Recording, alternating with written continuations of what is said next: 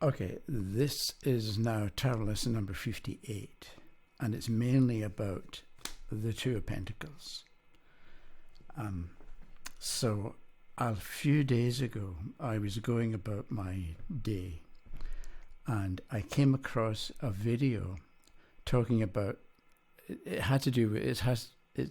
to do with a program called Log Seek, which really doesn't matter, but anyway, the person in the video was talking about a writer called Nora Roberts, and somebody asked Nora Roberts once how she finds a balance between life and work, and she said, you've got to juggle. And this made me think of the Two of Pentacles, the idea of juggling. And so Nora Roberts' point was, you have to imagine that on the one hand you've got a ball made of plastic, and on the other hand, you've got a ball made of glass. If you drop the plastic ball, it doesn't matter. It's not going to break. It'll bounce, but you can pick it up again. If you drop the ball made of glass, it'll break or get cracked or something. So what you have to do, or what she does when it comes to life-work balance, is figure out what's a plastic ball that she can drop and ignore, but also, and more importantly, what's a ball made of glass, because that she can't drop, which made me think of the Two of Pentacles. So that can be what we say when the Two of Pentacles comes up, that it's important for the questioner to figure out what's a ball made of plastic that they can easily drop and ignore or let go or treat harshly or treat in a careless kind of manner, and what's a ball made of glass that you have to pay attention to. So with the Two of Pentacles upright, you know what's important to you, and you thought it through, you figured it out, you know what's important, so you're not going to drop the ball made of glass. You already know what's important. Whereas if the Two of Pentacles is upside down, then we would say that, or you might want to say that, because coins is money, but it also represents values, what you care about.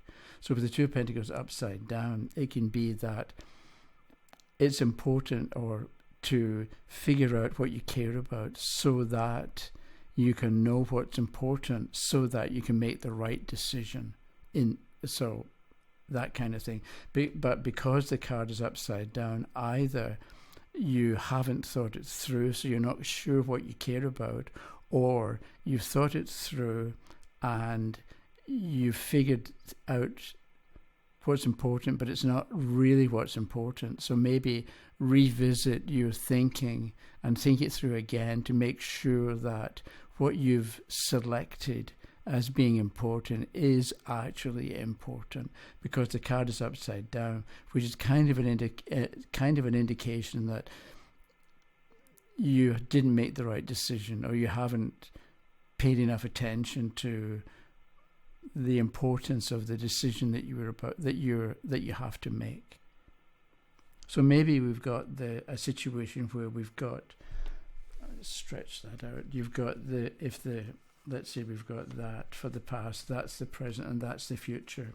With the Two of Coins upright in the future, you will know what you're doing. Right, so we've got the idea, the reader, we've got the idea that, okay, you know how to juggle, you know how to balance or find balance, and you know what's a plastic ball and what's a ball made of glass. And so you know what's important. And so in the future, you're going to make good decisions because you know what you're about, you know what you care about. Whereas if the card is upside down in the future, then the reader is maybe going to advise or suggest to the questioner that you take a bit of time and think it through, because it looks at this way that you're going to end up with, by going for what you discover you don't actually want, or going for or trying to get something that doesn't satisfy you in some way, either because you assumed it was going to be good but you never really thought it through, or else you maybe took suggestions from other people and accepted them without actually thinking them through for yourself. So with the card in the future, it's important that you figure out what you want or what direction you want to go in. Otherwise, because the card is upside down, otherwise you're going to be unhappy or you're not going to be satisfied. Whereas if the card is in the present, then you're making good decisions. You know what you're about. You know what you care about. Whereas if it's upside down, now is the time to spend a bit of time thinking about what you want and what direction you want to go in. So the person might then say, okay, how do I do that? Or you, the reader, might suggest what you do is you start, what's wrong with making a list? Figure out what you want and think about it and make a list. And make sure that the items you put on your list actually belong there. You know what I mean? Because a lot of people, we've got ideas about, yes, I want to make $1 million, but do you actually? Have you thought it through? Because somebody once told me or said to me, $1 million is a million worries. Because if you got investments, you've got money invested in the stock market, then you care about the stock market.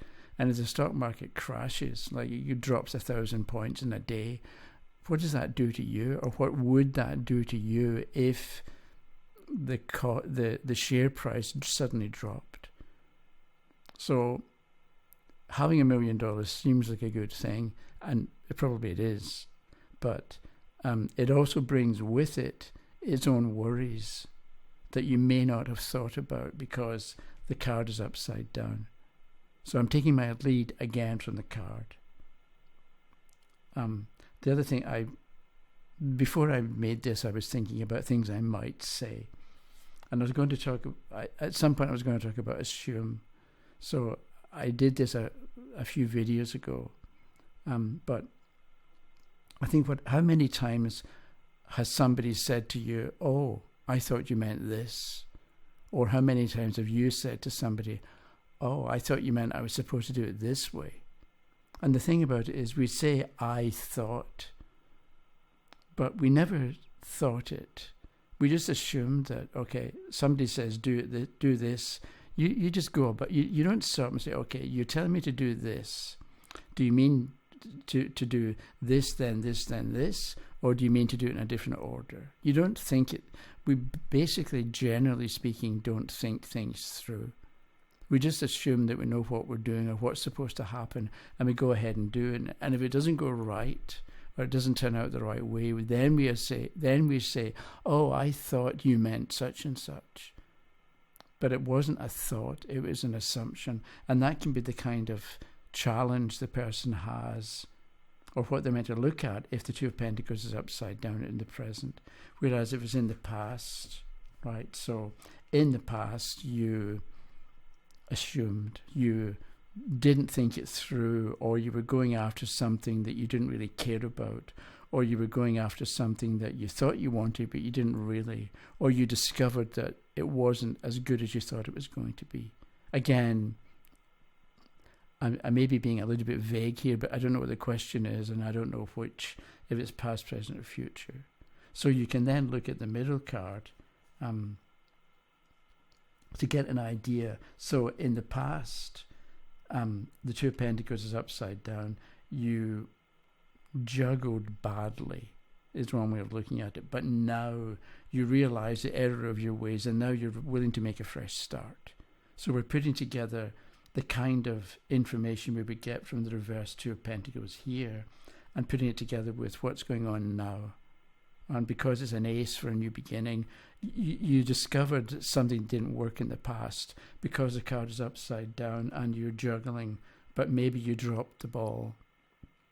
So now you realize, I have to start again. I have to make a fresh start. But this time I'm going to do it with a bit more sword in hand, with a bit more certainty or decisiveness. Maybe if you know that expression, measure twice, cut once, right? Because you're measuring a piece of wood and then you cut it and you realize that you didn't mark the right spot. And that's why they say measure twice, then you only need to cut once, because you measured twice, you're sure that you're in the right spot. Then you cut and it's in the right spot. So maybe that's what you've got here with the Two of Pentacles reverse. Here, you measured once and cut once. It didn't work, whatever the measuring involved. But this time, you measure twice, you cut once, and it works. Whereas if we've got this here, and what have we got for the future? The King of Pentacles upright, let's say. Okay, so you made your mistake, or you're making your mistake now, right? Two of Pentacles upside down, but you're going to get the hang of it because the King is upright and it's the same suit. So the kind of mistakes that you're making with the Two of Pentacles now, so the kind of mistakes that you're making in your life at the moment, because it's the present, right? It doesn't matter if they go wrong, it won't matter because you get the hang of it. And if it goes wrong, don't be dismayed. You're going to learn an awful lot from it because the King is upright in the future. So, or else, if the Two of Pentacles is reversed here and the King is reversed here, you really have to not warn the person, but you really have to maybe be a little bit forceful or a little bit definite that if they don't get their act together and if they don't pay attention to what's going on, then it's going to get worse in the future. And they're going to be king, because a king can represent somebody in a position of authority or power. With the King reversed in the future, if you don't get your act together now and figure things out, you're going to be powerless in the future. So there's good reason for figuring things out now, thinking about what you care about. And the person might say, well, I don't really know what I care about. So what do you say? You say you need to think it through. Make a list. Think about what you actually care about, what you want, what direction you want to go in, rather than not bother, or rather than assume that everything is going to be okay. Because it might, but then again, it might not. And if the person's still uncertain about what to do, maybe you pick a card and say, okay, how do you figure out what you care about? The Eight of Cups reversed. Don't just leave behind stuff that you haven't dealt with. Because the eight cups here can be stuff. I'm saying stuff is a general kind of idea. Emotionally unsatisfying situations. But rather than just walk away, turn and face them. Face the reality of the emotional dissatisfaction, and that's how you find out what you care about. Or else maybe we would get another card, and let's see, we get the Tower. So what do I care about? The Tower upright is how you find out. And we're looking at the card from the point of view of how do you find out what you care about, not what do you care about. It's different, because what do you care about with the Tower? You care about destruction and breaking things apart. But how do you find out what you care about? The Tower, you allow disruption to take place and then see what you're left with. Because you can be in a situation and you know it's going to go wrong, but you set things up so that it doesn't really go wrong. And in a way, there's an expression in English, papering over the cracks. Right? If you get cracks in the wall, in a painted wall, right? You put on wallpaper and you cover over the cracks, so you can't see the cracks anymore, but the cracks still exist. And that can be what you do, or what you're in the habit of doing, is papering over the cracks. So don't do that. Allow the crack to expand and maybe not cause the wall to fall down, so that you can then set things up properly and safely and soundly, rather than kind of pretending that the problem doesn't exist. Okay, that was lesson 58. So thanks for watching. That link, I'll put the link back for if you want to download lesson 1 and the introduction of the forthcoming tarot extravaganza, tarot lesson, Kindle and or paperback. So that's today is Tuesday, Wednesday, Thursday, Friday, Saturday, Sunday. I'll see you again on Sunday with lesson number 59. Thanks for watching. Have a good day. Okay, bye-bye.